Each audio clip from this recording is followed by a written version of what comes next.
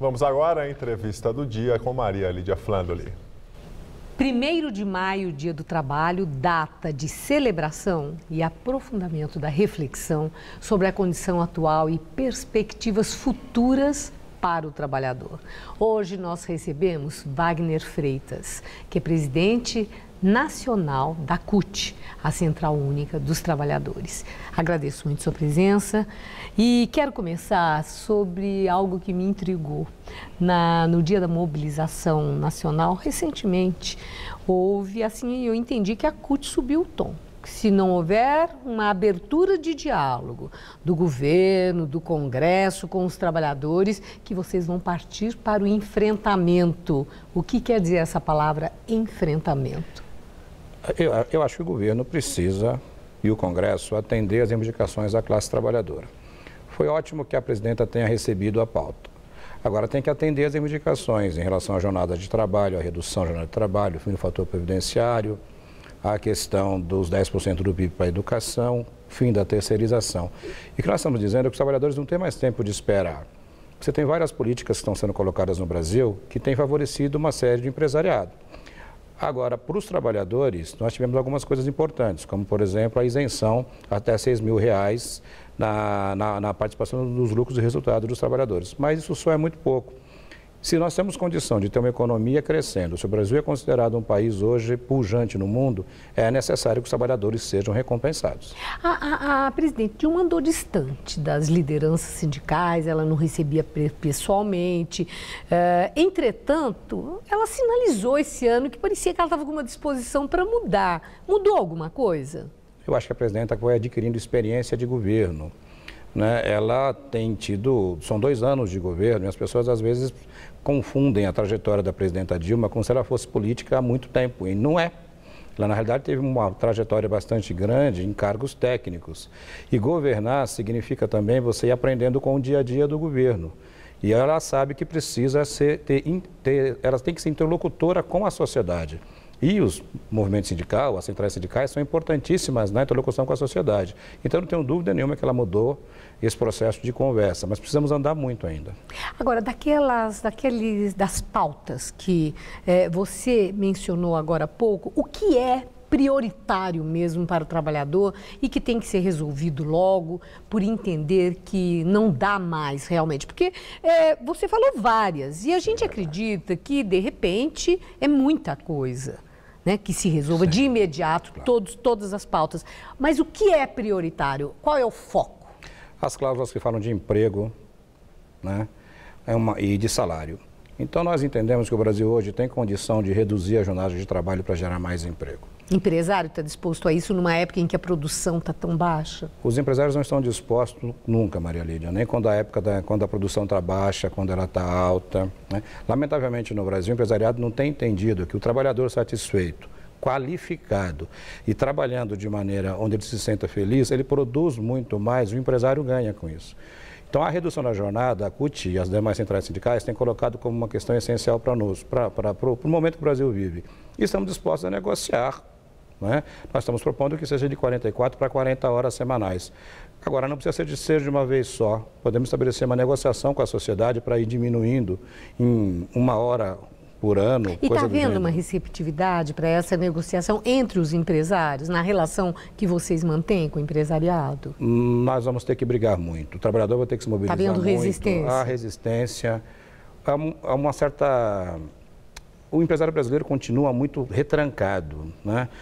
O Brasil vai crescendo, as empresas brasileiras de alguns setores crescem muito, outras têm dificuldades, mas ele continua retrancado. Ele cobra a modernidade e não se prepara para a modernidade. Nós chamamos para a negociação, eles não vêm para a negociação.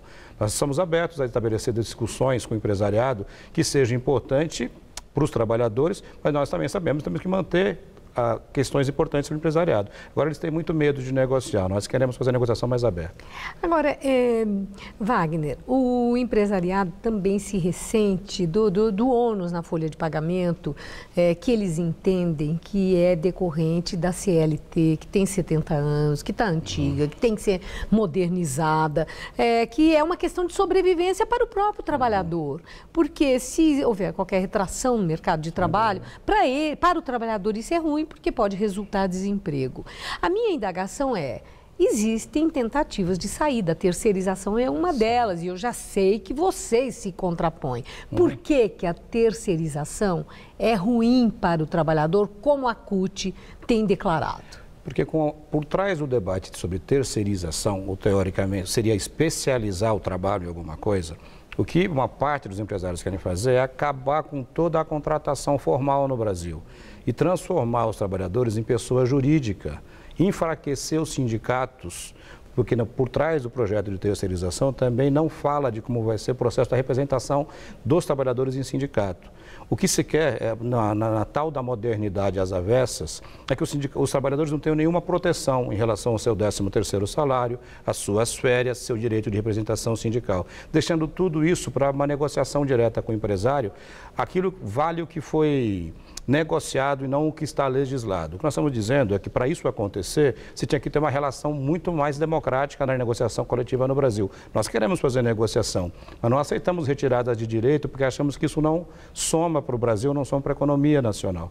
Por isso somos contra o projeto. O projeto não é de terceirização, é de fragmentação de mão de obra, é diferente. E no Congresso Nacional, os parlamentares têm interesse nas questões que dizem respeito ao trabalhador? Todas essas que foram mencionadas agora, inclusive a questão do imposto sindical, que está em debate, se termina, não termina, se parte para o negociado, se faz plebiscito, se não faz. Essa coisa toda envolve também o legislativo. Mas há interesse ou eles estão em outra? O Congresso Nacional é conservador.